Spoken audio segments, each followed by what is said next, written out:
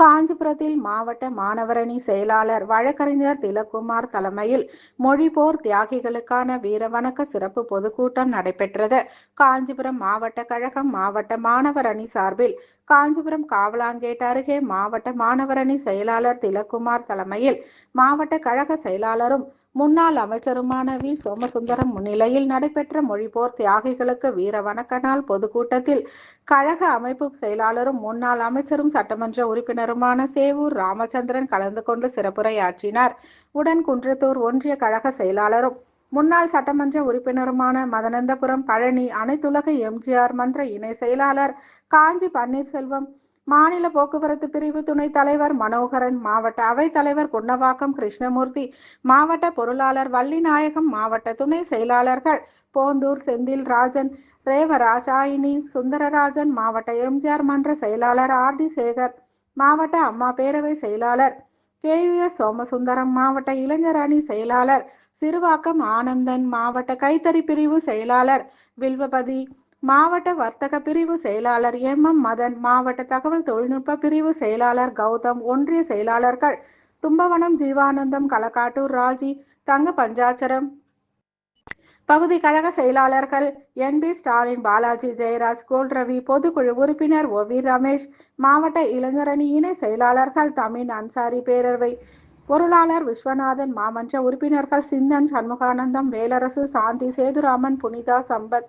ஜோதிலட்சுமி, சிவாஜி, மாநகர தகவல் தொழில்நுட்ப பிரிவு செயலாளர் சம்பத், தனபால், மகளிரணி திலகவதி, கோகிலா, ஜான்சிராணி உள்ளிட்டோர் கலந்து கொண்டனர். முடிவில் மாவட்ட மாணவரணி இணை செயலாளர் கே.எம். தினேஷ், ஒன்றிய மாணவரணி செயலாளர் தாமோதரன், வெற்றி பாண்டியன், மாவட்ட மாணவரணி துணைத் தலைவர் ஜெகன், 36வது வட்ட கழக செயலாளர் வேணுகோபால் ஆகியோர் நன்றியுரை கூறினர்.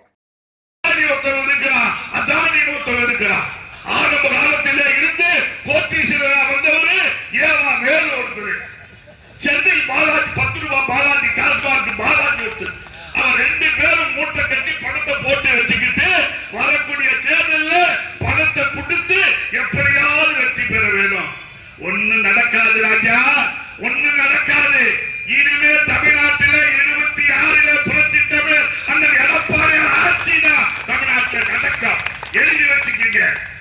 நீங்க மக்களை ஏமாத்தலான்னு பாக்குறீங்களா? ஒரு தனி கரும்பை கொடுத்துட்டு சக்கரை அரிசியை கொடுத்துட்டு மக்களை ஏமாற்றக்கூடிய ஒரு அரசு, ஏழை எளிய மக்களை வஞ்சிக்கக்கூடிய அரசு, ஒரு 100 ரூபாய் கொடுப்பதற்கு கூட வக்கீலாத ஒரு அரசு, இந்த அரசு மீண்டும் ஆட்சிக்கு வரணும். நல்லா இருக்கிற நாயா கிராமப்புறத்தில் இருக்கக்கூடிய தாய்மார்களை கேட்டா தெரியும். இன்னைக்கு கிராமப்புறத்தில் இருக்கக்கூடிய தாய்மார்கள் எல்லாம் 150-100 நாள் வேலை வாய்ப்பு நடக்குதா? நடக்க எப்படி நடக்கும்? தேர்தல் அறிக்கையில சொன்னாரு 100 நாள் வேலை வாய்ப்பை 150 நாளாக நாங்க உயர்த்தி காட்டுவோம். என்ன மயில புடுங்க நீங்க சொல்லுங்க பாப்போம். ஒண்ணு கிடையாது, எதுவுமே கிடையாது. ஒரு திட்டம் என் தாய் புரட்சி தலைவர் அம்மா படிக்கின்ற மாணவர்களுக்கு லேப்டாப் வாங்கி கொடுத்தாங்க. அதே போல இன்னைக்கு அம்மா உணவகம், இன்னைக்கு கிராமப்புறங்களில் இருக்கக்கூடிய விவசாயிகள் எல்லாம் சுயமாக பெண்கள் தொழில் செய்ய வேண்டும் என்பதற்காக கறவை மாடுகளை ஆடுகளை கொடுத்த தலைவி புரட்சி தலைவர் அம்மா.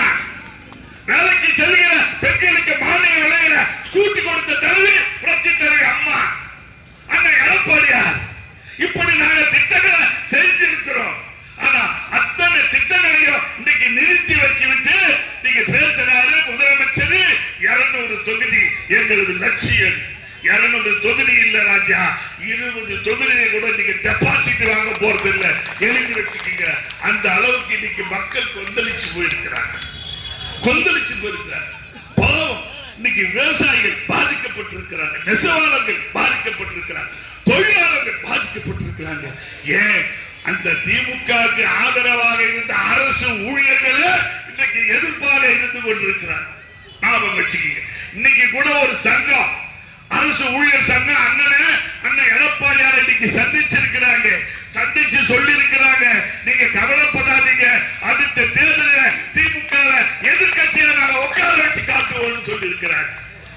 அந்த அளவிற்கு இன்னைக்கு மக்கள் எல்லாம் கொதிப்படைஞ்சிருக்கிறாங்க, வேதனைப்பட்டிருக்கிறார். ஒரு பொங்கல் நாள்ல நான் ஏதாவது ஒன்று நல்லது செஞ்சிருக்கேன், எதுவுமே செய்யலையே.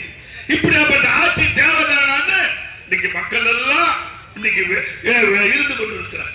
மரியாதைக்குரிய அருமை பெரியவர்களே, இன்றைக்கு தமிழகம் மீண்டும் செழிப்பாக வளர வேண்டும் என்று சொன்னார்.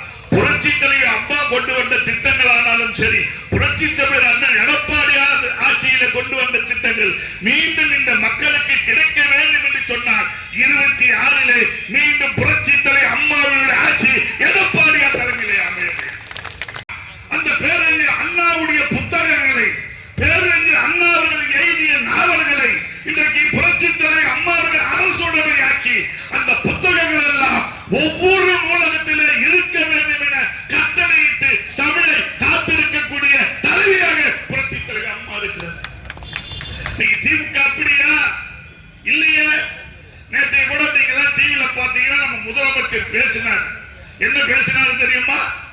நேற்று கட்சி தொடங்கினவன் இன்னைக்கு முதலமைச்சரா வரணும்னு ஆசைப்படுறான். எப்படி நடக்குன்னு கேட்கிறாரு. மானங்கட்டவங்களை நேற்று கட்சியில சேர்ந்தவன் இளைஞரணி செயலாளரானா, சேப்பாக்க தொகுதி சட்டமன்ற உறுப்பினரானா, பிறகு அமைச்சரானா, இன்னைக்கு துணை முதலமைச்சரானா, உனக்கு ஒரு நியாயம், மிச்ச பேருக்கு ஒரு நியாயமா? இந்த திமுக தியாகம் இல்லையா? இன்னைக்கு அங்க நம்ம பஸ் ஸ்டாண்ட்ல ஒரு கூட்டம் நடக்குது. இதே மொழிப்போர் தேர்தலுக்கு வீர வணக்கம் செலுத்துகின்ற கூட்டம் திமுக சார்பா நடக்குது. அங்க பேசுறவர் யாருன்னா அந்த துரைமுருகன். இந்த கட்சிக்காக, திமுகவுடைய கட்சிக்காக